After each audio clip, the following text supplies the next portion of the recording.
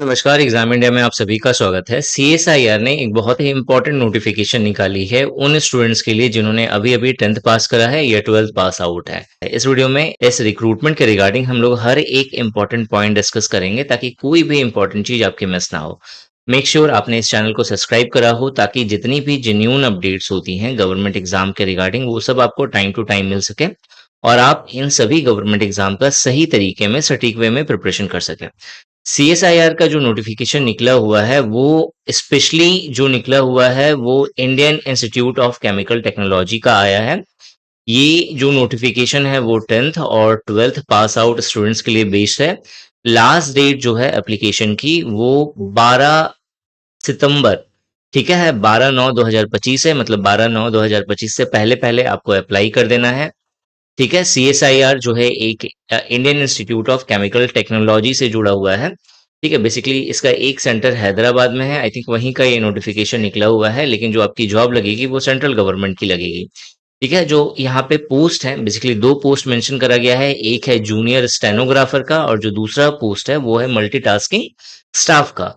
Junior stenographer का मात्र एक पोस्ट है और मल्टीटास्किंग स्टाफ का अगर आप देखोगे तो टोटल 8 पोस्ट है, यानी टोटल जो वैकेंसी यहाँ पे अनाउंस करी गई है वो है 9।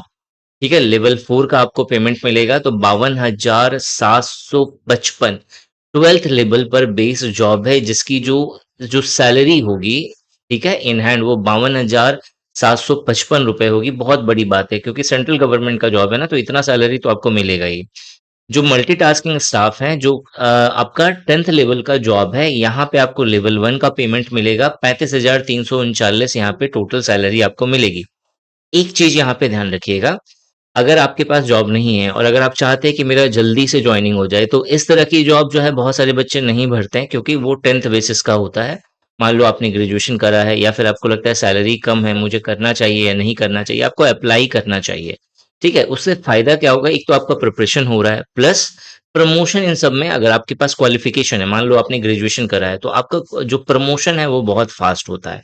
ठीक है, एज लिमिट की बात करें तो जो जूनियर स्टेनोग्राफर है इसके लिए मैक्सिमम एज लिमिट 27 है और जो मल्टीटास्किंग स्टाफ है इसकी जो मैक्सिमम एज लिमिट है वो है 25 ईयर्स। ठीक है दोस्तों, अगर आप इसका प्रिपरेशन करना चाहते हैं तो बहुत सिंपल है। निशांत एकेडमी का टेलीग्राम चैनल है, निशांत एकेडमी का व्हाट्सएप ग्रुप है, इन कम्युनिटीज को ज्वाइन कर लीजिए। यहाँ पे आपको डेली बेसिस पे कुछ ना कुछ ऐसे कंटेंट मिलते हैं जिसके द्वारा आप इसका प्रिपरेशन कर कर सकते हैं। और अगर एक सटीक वे में बहुत ही कम प्राइस में अफोर्डेबल कोर्स चाहते हैं जहां पे आपको वीडियो क्लासेस मिल जाए, नोट्स मिल जाए, टेस्ट सीरीज मिल जाए, तो निशांत ई एकेडमी का एप्लीकेशन गूगल प्ले स्टोर से डाउनलोड कर लीजिए। यहाँ पे आपको बहुत ही कम प्राइस में आपको बहुत अच्छा कंटेंट मिल जाएगा और अभी तो ऑफर भी चल रहा है, इसमें आपको 1 साल का टेस्ट पास फ्री में मिलता है। ठीक है, तो इसेंशियल क्वालिफिकेशन की अगर हम लोग बात करते हैं तो जैसे मैंने बोला 10th या 12th लेवल पर जो है ये जॉब है, तो यहाँ पे जो एलिजिबिलिटी क्राइटेरिया होगी या क्वालिफिकेशन जो होगा वो 10+2 का होगा। ठीक है, और यहाँ पे जो जॉब नेचर है, जैसा मैंने बोला दो तरीके का जॉब हो गया। एक हो गया आपका मेट्रिकुलेशन बेस्ड का जो कि है एमटीएस। अब एमटीएस के अंदर भी बहुत सारे अलग अलग पोस्ट है, जैसे ऑफिस मेंटेनेंस का जिसका काम होगा तो ऑफिस को मेंटेन करना, साफ सफाई रखना, फाइलों को अरेंज करके रखना, ये काम होता है। एमटीएस हॉस्पिटैलिटी सर्विस होगा तो बेसिकली गेस्ट हाउस को का मैनेजमेंट हो गया, उसका क्लीनलीनेस से जुड़ा हुआ, ठीक है, उसके मेंटेनेंस से जुड़ा हुआ काम होगा। एमटीएस हॉर्टिकल्चर या हाउस कीपिंग का जो काम होता है बेसिकली इसमें गार्डनर वगैरह सबका काम आता है। उसी तरीके से एमटीएस ट्रांसपोर्ट जो है वो जो है ट्रांसपोर्ट से जुड़ा हुआ, व्हीकल से जुड़ा हुआ, यहाँ पे आपको काम करना होगा।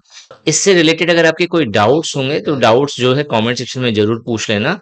ठीक है, यहाँ पे जो अलाउंस आपको मिल रही है, जो फैसिलिटीज मिल रही है, जैसे सैलरी तो एक मिलती ही है, इसके अलावा कुछ अलाउंस भी मिलता है क्योंकि सरकारी जॉब है। तो इसमें एक आपको डीए मिलता है, dearness allowance, house rent allowance मिलता है, ट्रांसपोर्ट अलाउंस ये मिलता है। अगर आपको इन सब के बारे में नहीं पता है तो कमेंट सेक्शन में कमेंट करके बताना, मैं इसके ऊपर मैं आपको डिटेल वीडियो बना दूंगा। ठीक है, सिलेक्शन प्रोसेस की अगर हम लोग बात करें तो सिलेक्शन प्रोसेस में जो आपका सिलेक्शन प्रोसेस में जो आपका जो यहाँ पे स्टेप होने वाला है वो एक रिटन पेपर होगा। अब वो ऑनलाइन मोड में भी हो सकता है और ऑफलाइन मोड में भी हो सकता है और ऑब्जेक्टिव टाइप ऑफ क्वेश्चंस जो है वहां पे बनेंगे। ठीक है? तो अगर आपने उस पेपर को दे दिया तो उसके बाद जो है डायरेक्टली आपका डॉक्यूमेंट वेरिफिकेशन होगा और उसके बाद आपकी जॉइनिंग होगी।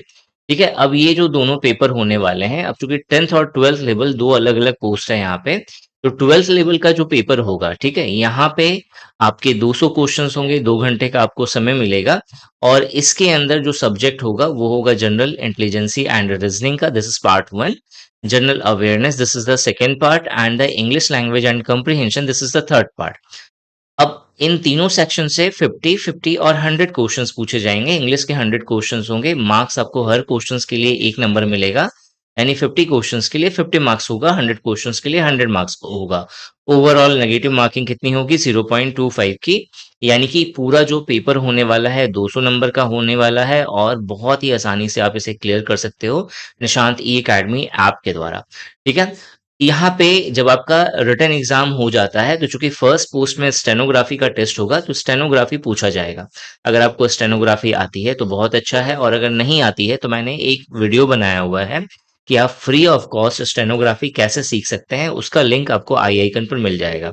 ठीक है? जो स्टेनोग्राफी का टेस्ट होगा वो इंग्लिश और हिंदी दोनों लैंग्वेजेस में हो सकता है। ठीक है? ये आप पे डिपेंड करता है कि आप किस लैंग्वेज में जो है टेस्ट देना चाहते हैं। दोनों का जो टाइम ड्यूरेशन यहाँ पे मेंशन है, ठीक है? और उसमें जो एलिजिबिलिटी जो क्राइटेरिया होगा वो यहाँ पे मेंशन करा गया है।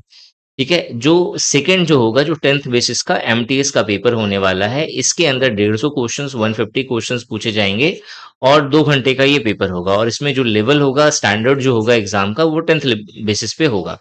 अब यहाँ पे 4 सेक्शंस होंगे। पहला होगा जनरल इंटेलिजेंसी एंड रीजनिंग का, दूसरा होगा जनरल एप्टीट्यूड का, जहाँ पे क्वांट के क्वेश्चंस पूछे जाएंगे। इसके अलावा जनरल अवेयरनेस का 50 क्वेश्चन होगा और इंग्लिश लैंग्वेज के 50 क्वेश्चंस पूछे जाएंगे।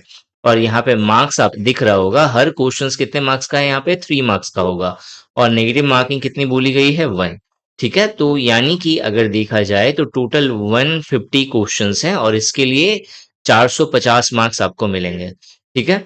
अगर आपको इससे रिलेटेड कोई भी डाउट हो या फिर आपको चीजें समझ में नहीं आ रही हैं या सिलेबस जानना चाहते हैं तो कमेंट सेक्शन में कमेंट करके जरूर बताना। मैं इनके ऊपर में डिटेल्स में आपको वीडियो बना दूंगा। अगर आप अप्लाई करना चाहते हैं तो अप्लाई करने का जो सिंपल सा प्रोसेस है वो है आपको सीएसआईआर की जो ऑफिशियल साइट है उस साइट पे जाकर के आपको अप्लाई करना पड़ेगा। ठीक है? और यहाँ पे जो एप्लीकेशन फी है वो 500 रुपीज है। ठीक है? 500 रुपये आपको एप्लीकेशन फी देनी है। ठीक है? इससे रिलेटेड कोई डाउट होगा तो कमेंट सेक्शन में कमेंट करके जरूर बताना। Thanks for watching this video and wish you good luck for your paper.